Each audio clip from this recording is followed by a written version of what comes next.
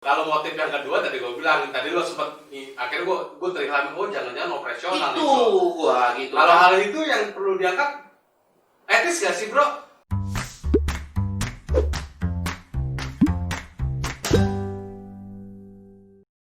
Yeay, kita adalah podcast perdana. Ya, kita melakukan podcast perdana kita.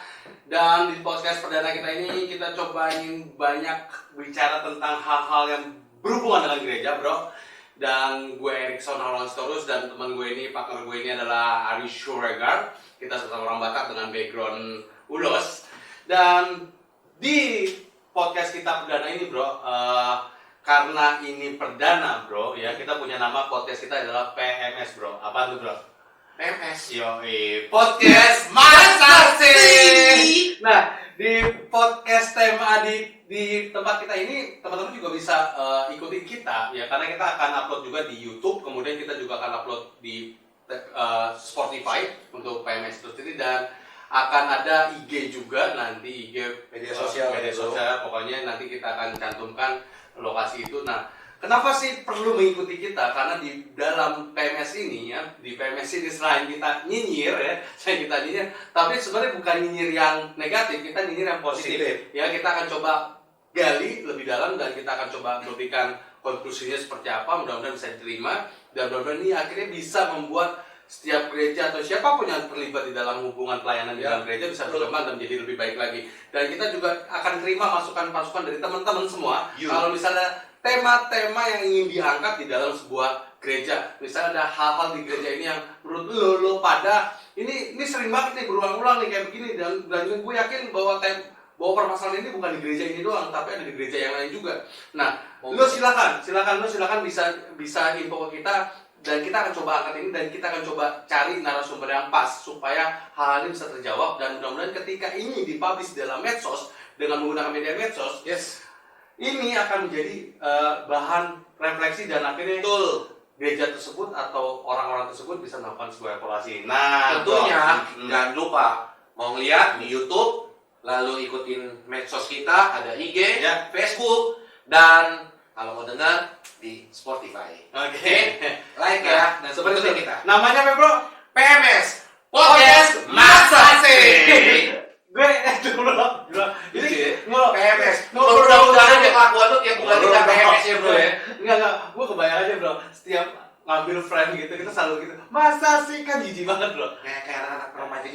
Tapi enggak apa-apa, bro. Yang penting kan kontennya, bro. Iya gitu ya. Seperti saat ini konten kita yang pengen kita angkat adalah gereja mau buka masa sih. Nah, gue mau nanya, bro. Mungkin gak sih gereja dibuka, bro? Harusnya, bro. Bro, gue sih sebetulnya sampai hari ini masih nyaman banget pakai ibadah online. Masa? Iya.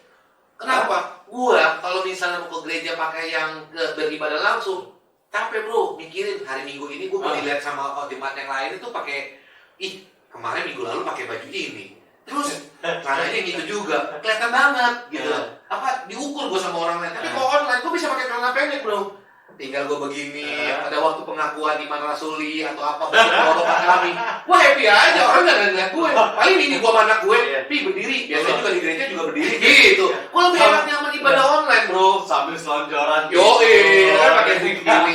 Kita nonton kan, nggak ada yang tahu. Begitu kita masuk kita gini, bro. Nggak, gue kebayang aja sambil kita nonton selonjoran nyantai, tiba-tiba ada messenger masuk, konten-kontennya nggak benar. Kita buka, klik, aduh, buyat ibadah, bro. Yang masalah tuh bukan itu, bro. Begitu kita ngeliat di handphone, kita kan juga ngeliat aplikasi-aplikasi lain kan. Wah, kita kayak ngerasa berdosa sendiri sih. Makanya itu yang menurut gua, udah gua mau coba tinggalin deh ibadah online kalau memang bisa. Emang gua mau nanya sama lo, emang di handphone lo ada aplikasi apa aja, bro? Aplikasinya sih nggak ada masalah yang banyak sih, bro. Paling kebanyakan pinjaman online sih gue, gitu loh.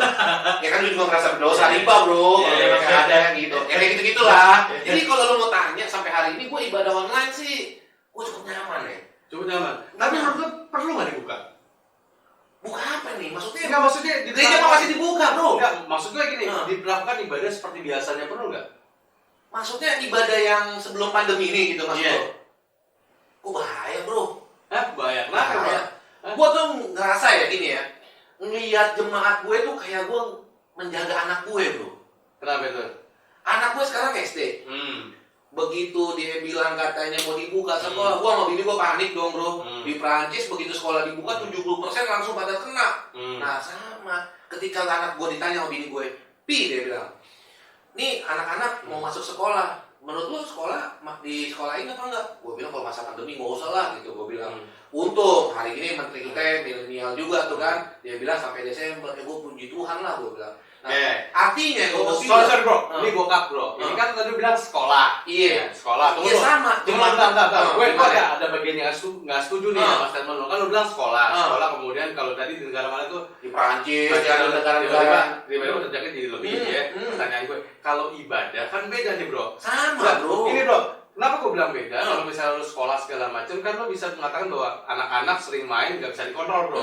Nggak bisa dikontrol. Maksudnya gini, anak main terus sama temen yang lain sapa-sapaan, tegur-tegur nggak bisa. Kalau ibadah kan bisa dikontrol bro. Lo bisa duduk manis di situ di satu tempat, kemudian nggak harus bergerak kemana-mana, kan bisa diatur seperti itu bro. Sekarang kita ketemu misalnya, oke kita bisa bersalaman begini, ya kan? Tapi kalau kita nyanyi bro, emang yang lo pikir kalau kita nyanyi cuma kita nyanyi doang begitu? Liur keluar bro, kita nggak tahu kan?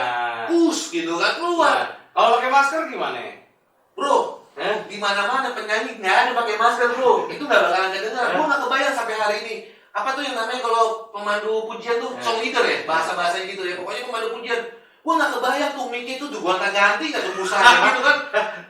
Minggu depan, aduh bro, gila pandemi bro. Bro, ada teknologi bro, yang namanya kondom bro. Ada kondom mic, norasi, udik. Ya bukan, gue cuma kebayang aja itu liur. Tapi gue ngerti. Fokus lo adalah bahwa lo nggak bisa ngontrol yang namanya ketika lo melakukan percakapan ada sebuah air liur yang akhirnya Gak jamin bro. Gue bilang gak jamin aja. Gini bro, gue dibalik kritis lo bahwa memang gue nggak bisa samain, gue nggak setuju ada bagian yang nggak setuju antara anak-anak dengan yang namanya orang dewasa. Dalam situasi anak-anak mungkin tidak bisa dikontrol, sedangkan orang dewasa bisa dikontrol, yaitu bisa memastikan bahwa orang-orang ini bisa berada dalam satu tempat yang memang harus di situ dan tidak bergerak. Dan kalau misalnya harus dipaksakan untuk nyanyi tadi lu bilang dalam ibadah memakai masker segala macam, sebenarnya sangat memungkinkan, kecuali tadi mungkin catatannya ini bro. Gue setuju bro, kalau misalnya song leader itu bro, itu nggak mungkin banget song leader pakai masker bro, itu memang gue setuju. Tapi kalau untuk jemaat mau nggak mau dalam kondisi normal ini, mau nggak mau menurut gue ya, itu bisa aja pakai masker bro. Gitu bro, kalau menurut gue bro.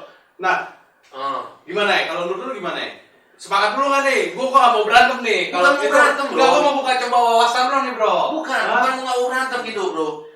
Apa sih sebetulnya spiritnya gitu mau dibuka? Cuman pengen rindu doang sama jemaat yang lain gitu. Gue kan bingung. Gue pas gue tanya-tanya, lo kenapa sih maksain banget gitu? Gini bro. Gue bingung. Iya kita udah rindu katanya. Karena presentasi yang ada sekarang ini adalah lebih banyak daripada di atas 50%. Bro. Halo hari gini lo. Bro, gue mau nanya apa bro? Lo pernah ke Raja Ampat gak? Iya Raja Ampat ya, gue pernah lah. Lo mau liburan ke sana nggak bro? Mau banget kalau emang ada kesempatan sekarang. Kalau misalnya saat gue kasih kirim gambaran Raja Ampat tentang perjalanan gue ke Raja Ampat, lo bisa merasakan nggak? Ya lu gila lah pertanyaan lu. Kayak gitu kali jelas. Ini bro, ini apa yang gue bilang bro, bahwa kalau menurut gue nih bro ya, mau nggak mau emang gereja kita nggak pernah tahu gereja harus dibuka ya harus dibuka bro.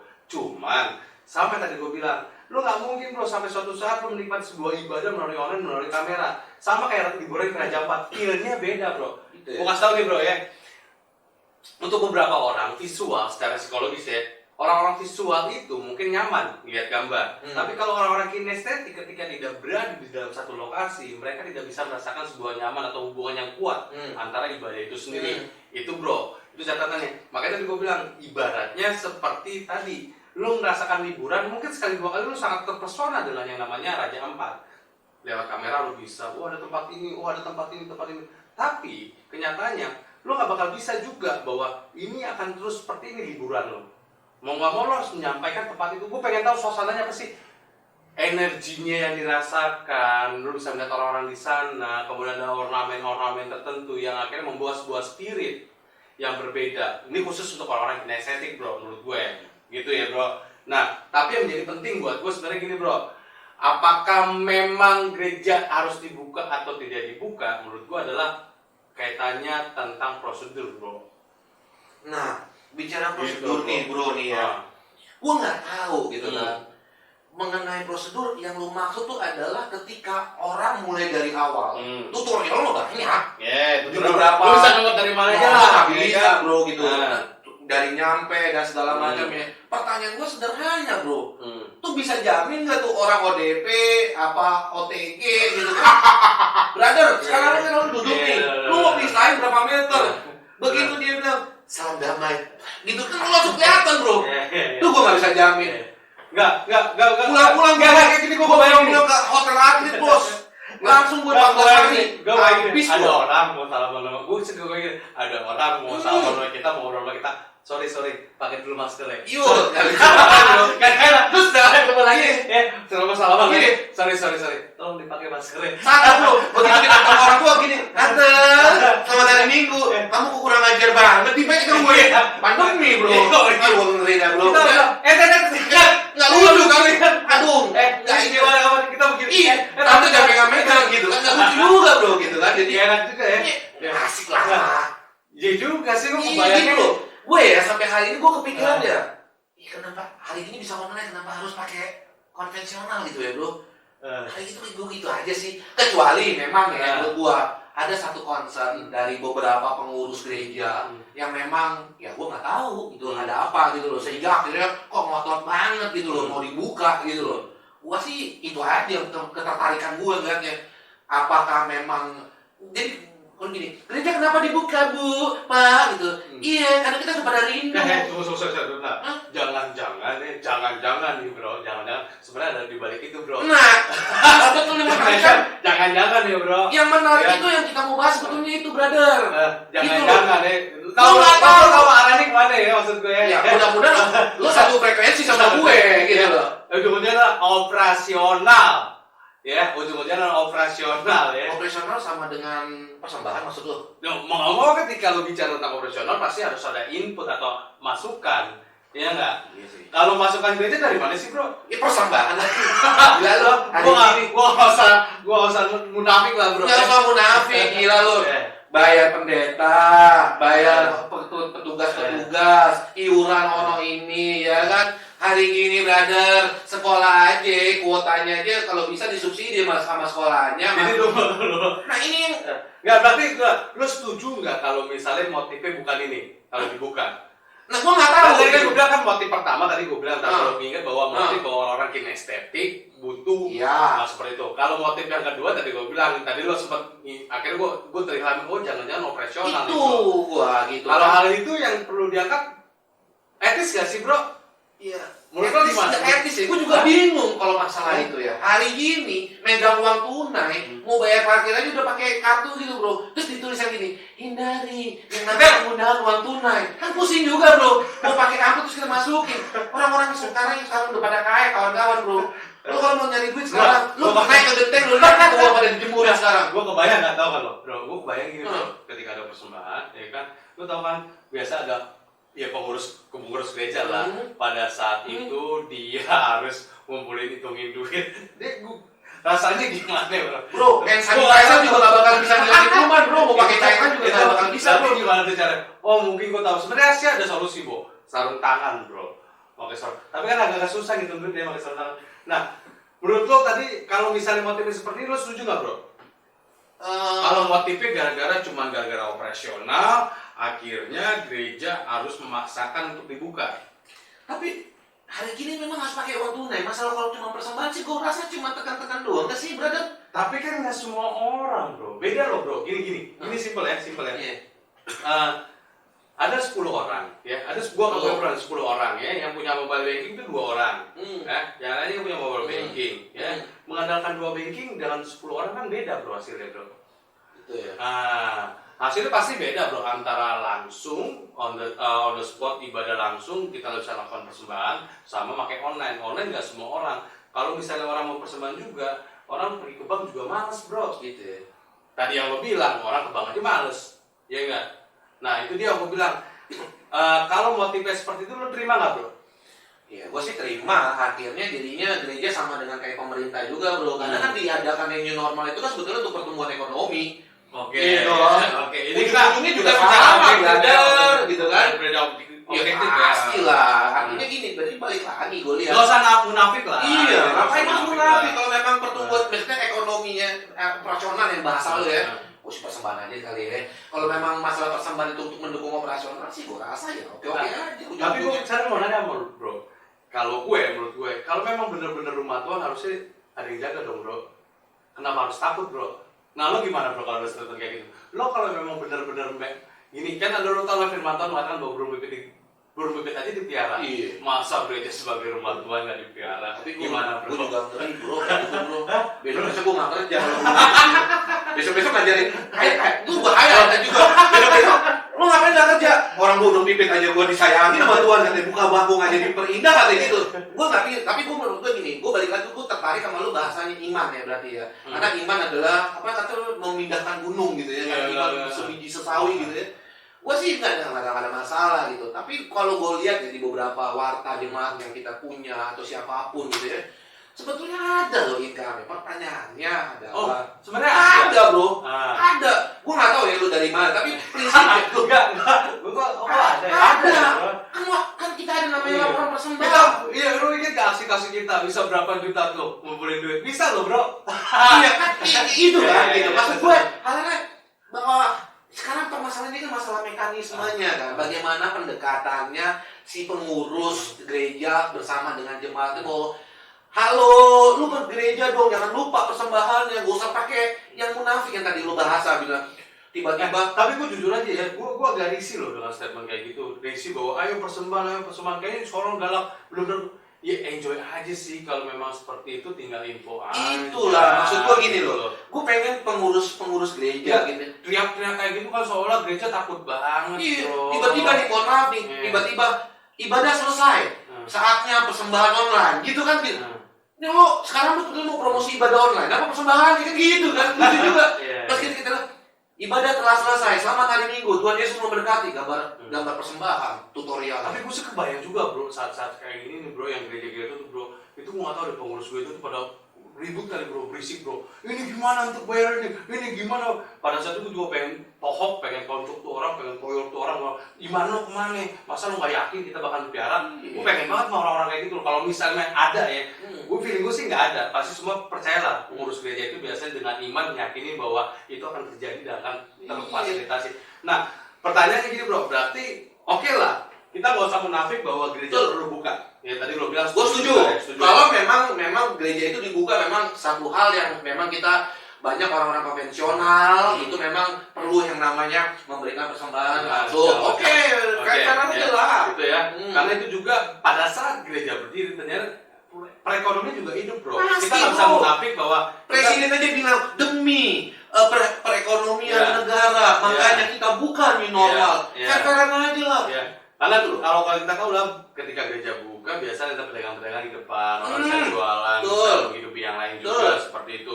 Kemudian ketika orang pergi ke gereja juga menggunakan transportasi umum, otomatis transportasi hidup juga segala macam, baik online maupun becak segala macam itu bakal hidup juga, muter juga. Bayangkan dalam setiap ibadah itu ada 500 orang atau 1000 orang untuk berangkat, berarti kurang lebih taruhlah 10%-nya, berarti ada 100 orang yang akan terbantu untuk pergi atau mobilitas seperti ya transportasi yaitu.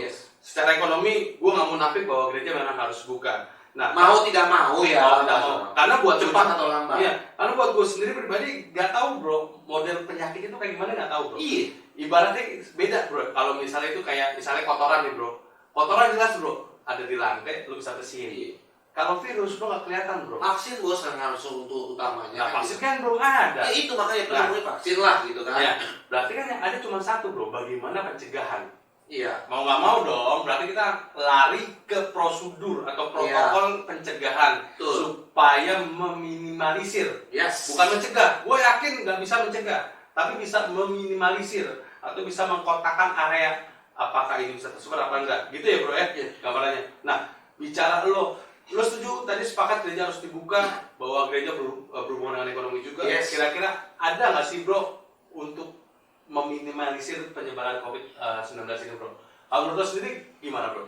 Yang penting kita taat dalam arti gini loh, yang namanya Kementerian Kesehatan dengan SOP-nya, Kementerian Agama juga apa tuh yang namanya BNPB dengan wah semua itu ada, ikutin prosedurnya gitu. Kita adopt. Yang terjadi kan ada lagi nih bro, gereja dibuka ya, yang tadi gue bilang ulang-ulang terus gitu loh. Karena apa? Udah pada rindu gitu loh. Kita semua pada bercapa tegur gitu. Karena presentasi survei mengatakan lebih dari 50%. Please enggak. Kalau memang mau semuanya dihitung-tanggakan, ya mari gitu loh.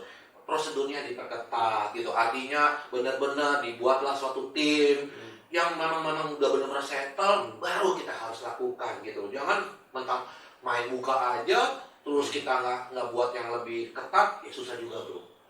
Gua rasa itu mau minimalisirnya. Oh, jadi kita sepakat bahwa gereja tetap harus dibuka karena kita nggak tahu bagaimanapun juga yang berhubungan dengan ekonomi juga. Dan kalau misalnya ditanya lagi bahwa perlu ada prosedur yang ketat ya. Iya, pasti, hal wajib. Nah, menurut lo dalam prosedur yang ketat ini seperti apa sih bro? Lo ada gambaran sendiri nggak dari lo sendiri? Ada nggak sih hal-hal yang menurut lo bahwa prosedur ketat itu seperti apa? Yang Kalau kan mungkin lo udah pernah baca nih, sebenarnya mungkin lo pernah baca dari Kemenkes seperti apa, yang pernah lo baca tuh seperti apa, dan itu sangat mungkin atau bisa digunakan diimplementasikan di dalam gereja apa bro?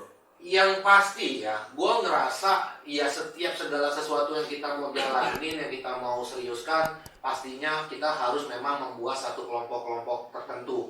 Mau itu kelompok kerja, mau itu kelompok apapun bentuknya, itu yang harus dibekali. Pertama, pembentukan kelompok-kelompok tersebut gitu ya. Yang kedua, Betul, kelompok apa nih bro? ya nggak tahu apakah nanti kelompok khusus untuk apa? ya untuk membuka gereja ini gitu, kayak sekedar kayak panitianya kayak gitu. Tapi bukan hanya cuma pembentukan panitia gitu loh bro, bikin panitia ya gitu untuk kebaktian new normal gitu. Habis itu nggak tahu kita di briefing apa. Harusnya kan idealnya adalah ketika memang enggak, ini lu bukan curahkan bro.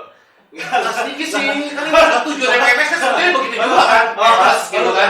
Ya artinya kayak gitu loh modelnya, artinya supaya pertama kita pembentukan, kedua dibekali. Bekal itu bukan hanya cuma sementara.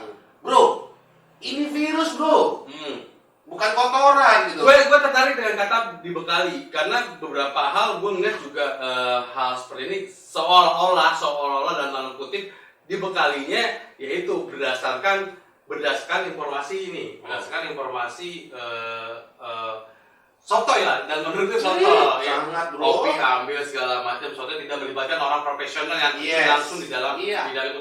Padahal berapa banyak juga pasti adalah salah satu jemaat kita yang atau jemaat di luar gereja lain yang terlibat atau pernah aktif di dalam hal-hal seperti ini. Jadi kan bisa tanya dengan mereka, detailnya seperti apa sih prosedur yang harus dilakukan, protokolnya seperti apa, seperti itu maksud lo ya? Betul, jadi artinya balik lagi, mau ibadah dibuka sekarang, besok, persiapannya yang memang harus benar-benar kita kemas sedemikian rupa, sehingga akhirnya pada waktu kita mau beribadah, iya sekarang prosedurnya gitu loh, memang aturannya gitu. Itu sih poinnya. Oke, jadi poinnya itu ya. Jadi kita sepakat bahwa mau kapan atau mau sekarang atau besok, dan kalau bisa ditanya figur otoritas juga dari pemerintah juga ya sudah memperbolehkan, karena bagaimanapun juga harus mengikuti sinyal dengan pemerintah juga. Ketika itu dibuka maka harusnya mau sekarang atau besok, kapan lagi untuk dibuka. Betul. Baik, ini dari kita sendiri dari PMS ini bahwa gereja mau dibuka, masa sih harusnya gereja bisa dibuka, ya, tetapi dengan catatan dari kita bahwa yang pertama adalah lakukan sebuah prosedur yang ketat, ya, berkaitan dengan prosedur juga atau panitia tim atau tim kecil lah ya bro, tim kecil ini lakukan dengan orang-orang yang kalau bisa profesional, jangan sotoy juga, ya, comot sini tanpa tahu kebutuhannya apa. Betul. Karena pastinya akan berbeda antara kebutuhan di ruangan ini, di lokasi ini. Nah, di tempat A dan tempat B pasti beda, karena di gereja kita sendiri atau di setiap gereja punya simulasi yang berbeda satu dengan yang lain. Nah, untuk menghindari itu perlu orang-orang yang mungkin profesional, jadi bisa melihat dari sisi angel yang mana aja. Itu yang pertama. Yang kedua adalah kalau misalnya gereja juga sudah menerapkan aturan seperti apa, diharapkan juga jemaat juga bisa saling dukung juga bro. Ya, kadang juga ketika gereja sudah menetapkan sebuah aturan, terkadang jemaatnya sendiri ngeyel juga gitu loh. Bahkan bisa aja mungkin aja di lapangan nanya, emang siapa yang larang gue ke gereja? Yuk gitu. Padahal ada aturannya seperti itu. Yes. Nah, tolong dibuat buat jemaat juga, kalau misalnya memang gereja akhirnya sudah menetapkan sebuah aturan yang baku dan profesional, ya jemaat juga mohon terbuka juga untuk menerima aturan tersebut. Yang ketiga yang penting bro, kalau misalnya suatu saat akhirnya pemerintah menyatakan untuk tutup lagi dan tidak boleh lagi, ya gereja nggak usah takut juga. Ingat bahwa ini adalah rumah Tuhan, harusnya dipelihara, nggak usah khawatir. Mau apapun itu bentuknya, pasti gereja akan dipelihara. Entah dari mana dananya, atau ketika gereja ngomong secara personal, tolong bantuin dana personal, gue yakin banyak orang terbuka. Pengusaha atau siapapun yang ada di gereja akan terbeban untuk mendukung atau mensupport biaya operasional gereja. Mungkin dari itu kita gitu ya bro ya. Setuju banget brother. Dan untuk itu juga buat teman-teman semua, jangan lupa untuk kembali lagi kita ingetin bahwa untuk tema-tema yang lain banyak tema-tema yang menarik. Salah satunya tema kita adalah, gue menarik nih bro, ada satu tema nanti yang kedepannya ya. Apa tuh? Ya, raja atau pelayan. Wih. Lo pasti ngerti lah kalau dalam konteks pelayanan itu ada kata raja dan pelayan. Apakah memang layak? Atau mungkin bisa lagi tema ini sebenarnya bisa lebih dalam lagi ya. Ya, Tuhan atau Tuan. Sorry, gue punya ide. Apa? Kesultanan di era kerajaan Allah. Gila. Bisa jadi Tuhan atau Tuhan ya. Iya, Apa?